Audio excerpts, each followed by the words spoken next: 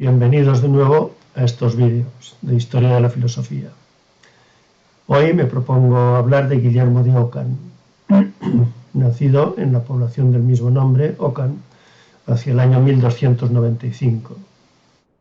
Ingresó en la orden franciscana cuando en esta se libraba una batalla interna entre los fraticelli y los conventuales, una batalla que se había complicado con otra entre el Papa Juan XXII y el emperador Luis de Baviera. Ockham, que sentía aversión por el Papa, seguramente por tratarse del pontífice francés de Aviñón, se puso a las órdenes del emperador. Imperator tu me defendas gladio, ego te defendan cálavo, dicen que dijo. Es decir, emperador, tú me defenderás con la espada y yo te defenderé a ti con la pluma. Ockham murió hacia el año 1350. Es llamado Venerabilis Inceptor, según unos porque no alcanzó el título de doctor, según otros porque fue el venerable iniciador de la escuela nominalista, nunca vencida, afirman. Mostraré a continuación en tres partes, en tres capítulos, la doctrina filosófica de Guillermo de Ockham. En primer lugar, hablaré sobre la relación entre Dios y el mundo, en segundo sobre el conocimiento y sus clases, y en tercero sobre la relación entre la razón y la fe. Comencemos. Para presentar la relación que Ockham piensa que hay entre Dios y el mundo, hay que señalar los dos principios fundamentales de su filosofía. El primero es que Dios es omnipotente, es decir, que su voluntad no conoce límite alguno, lo cual es materia de fe y no puede ser probado por ningún razonamiento filosófico. Este principio, como se ve, es teológico y es puesto por Ockham, a la base de su filosofía. El segundo principio es que entre Dios y las cosas creadas no deben admitirse más existencias que las necesarias. Este es el famoso principio de economía o navaja de barbero de Guillermo de Ockham, y se ha formulado en una proposición que se le atribuye: non sunt multiplicanda entia sine necessitate, o sea, no se deben multiplicar los entes sin necesidad. La aplicación de este doble principio a la filosofía escolástica tuvo un efecto devastador.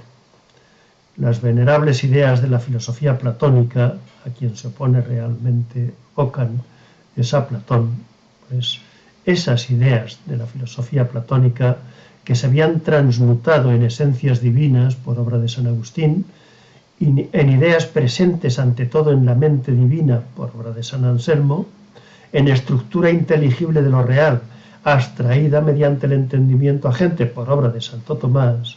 Pues bien, esas ideas se convierten en blanco principal de la crítica de Ockham. Frente a esta antigua tendencia, que ya duraba dos milenios, él opone su navaja de barbero y su principio teológico sobre la voluntad divina ilimitada para concluir que son existencias innecesarias, porque limitan el poder de Dios. En rigor, afirma Ockham, no existen fuera del alma más que seres singulares. Los universales, semejanzas, diferencias, relaciones necesarias entre cosas, etc., no son entidades reales aparte de los singulares. Hay más parecido entre Sócrates y Platón que entre los dos y un asno, pero no existe una naturaleza común a los dos que no sea Sócrates o Platón. Ambos convienen por algo, no en algo. El parecido no se agrega ni se supone. Dos cosas semejantes son semejantes, eso es todo. Ninguna cosa universal hay fuera del alma, dice él, ni por sí misma, ni por algo real o racional que se le agregue, o de cualquier otra manera que se considere o se entienda. Tan imposible es esto como que el hombre sea asno. Así dice Guillermo de Ockham. Tampoco existe, en consecuencia, un orden de las cosas que el alma humana pueda descubrir. Las relaciones entre cosas, base del saber humano, son interpretaciones del alma, no un orden real que las rige. La teoría del conocimiento de Ockham establece que si la ciencia no es un saber del orden que estructura los seres singulares, si estos son los únicos que pueden ser tenidos en cuenta por el alma que conoce, hay que admitir que o bien no hay ciencia o bien ésta lo es de los singulares.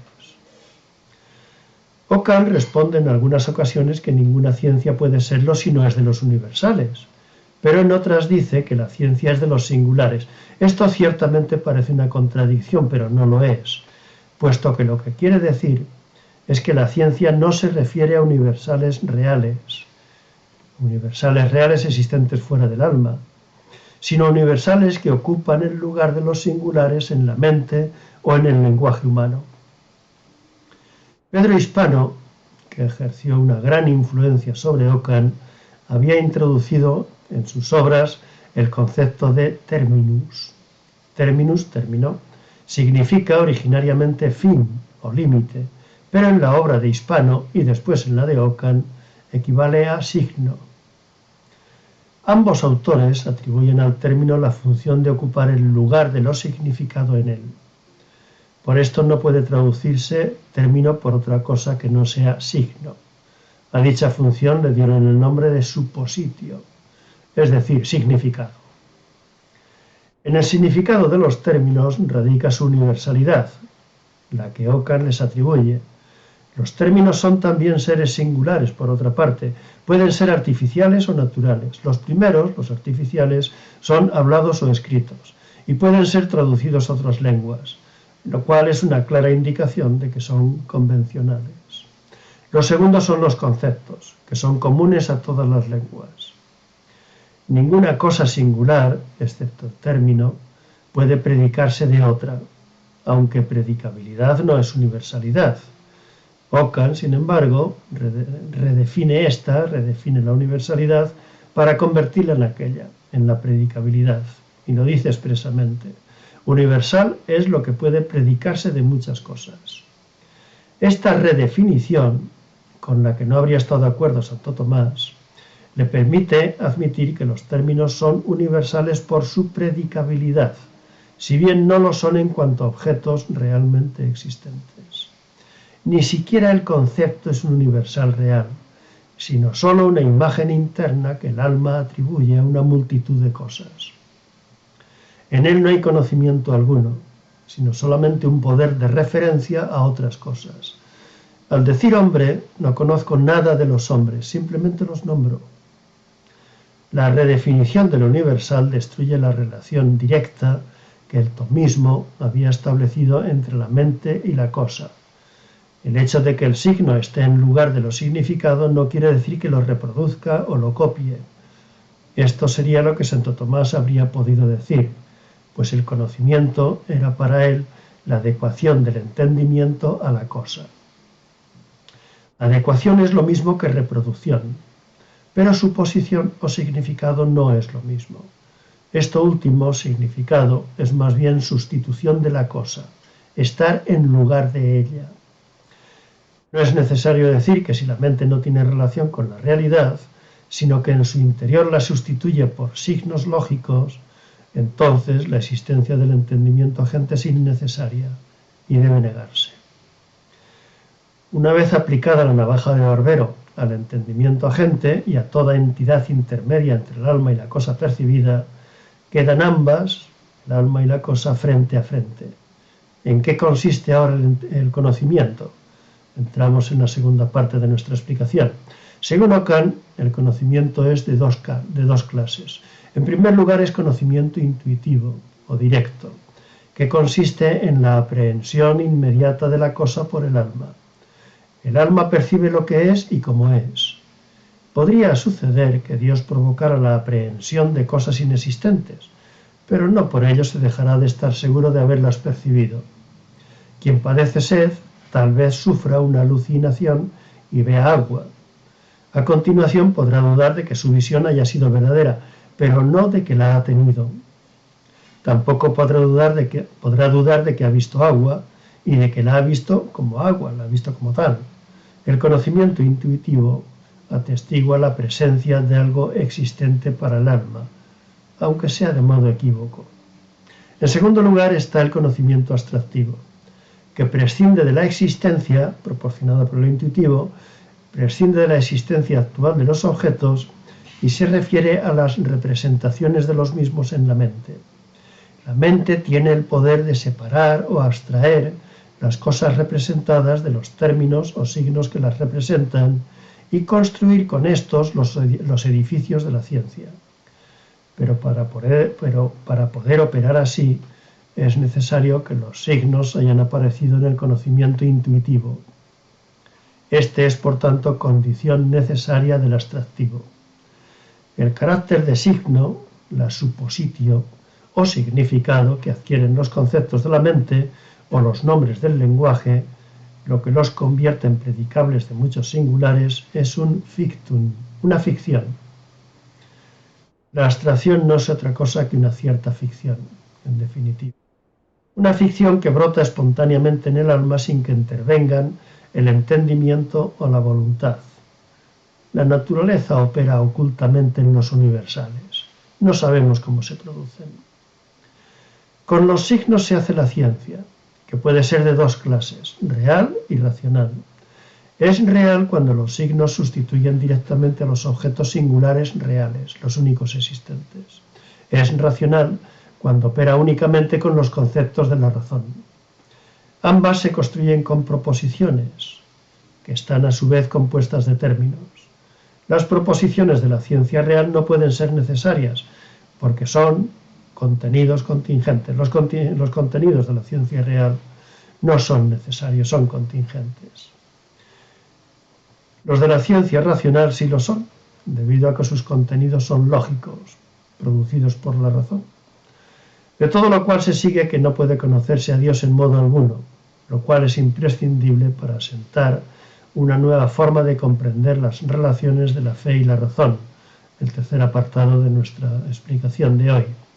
Un conocimiento intuitivo es imposible, conocimiento intuitivo de Dios, porque nadie puede ver a Dios ni con sus ojos ni con su inteligencia. Uno abstractivo también es imposible, porque el conocimiento abstractivo viene por fuerza después del intuitivo. Dios podría inducir en el alma un conocimiento abstractivo sin intuición previa, pero dado que es en la intuición donde se percibe la existencia, un conocimiento así sería un concepto del cual no podría afirmarse si goza de existencia o no fuera de la mente. Solamente la fe, no la razón, puede afirmar que Dios existe. La filosofía debe, por tanto, ser expulsada del campo de la teología, del campo de la fe. En otras palabras, no hay teología racional, lo que después se llamó teodicea. La teología racional no es conocimiento, no es ciencia, no es saber. He aquí como la fe adquiere un enorme territorio para sí sola, un territorio bien defendido de las intromisiones de la razón. Esta fue la posición que había defendido Bernardo de Claraval en el siglo XII. Resulta extraño que Ockham, el mejor sucesor de Abelardo, el contrincante de Bernardo, esté del lado de Bernardo, pero no puede ser de otra manera una vez que utiliza la razón contra la razón, debilitándola en favor de la fe, dando paso a una fe ciega, irracional, y a la actitud que otros, como Lutero, por cierto discípulo de un occamista, habrán de exhibir posteriormente en el campo de la fe. Una vez que la voluntad de Dios es lo único que cuenta en el mundo, una vez que hasta la ley moral es como es porque Dios así lo ha decidido sin razón alguna, de manera que podría haber sido bueno asesinar al prójimo si Dios lo hubiera dispuesto así, la razón tiene que desistir de su intento de comprender la realidad. Trasladada al ámbito político, esta idea tendrá su expresión, como ya sabemos, en el absolutismo de la Edad Moderna. Guillermo II la plasmó en el libro del Ayuntamiento de Múnich, Sic volo, sic jubeo, regis voluntas suprema lex. Así lo quiero, así lo ordeno, la voluntad del rey es la ley suprema. Pero pese a lo que cabría esperar o suponer, también la razón, que empieza a tener como ajenos los problemas teológicos, adquiere para sí un enorme territorio. El voluntarismo y el nominalismo, que también expresados están en la filosofía de Ockham, son el origen de un reparto del trabajo que tendrá hondas repercusiones en la posteridad. El teólogo será el único entendido en asuntos divinos. Para el filósofo quedará el resto. Tradidit mundum hominum disputationi. Se entrega el mundo a las disputas de los hombres. Cuando ya superado el escepticismo de Ockham, los filósofos recuperen la fe en la razón y apliquen toda la potencia de la razón a la experiencia, nacerán la filosofía y la ciencia de la edad moderna. Y con esto queda explicado, aunque sea sucintamente, Guillermo de Ockham. Hasta otro momento, amigos.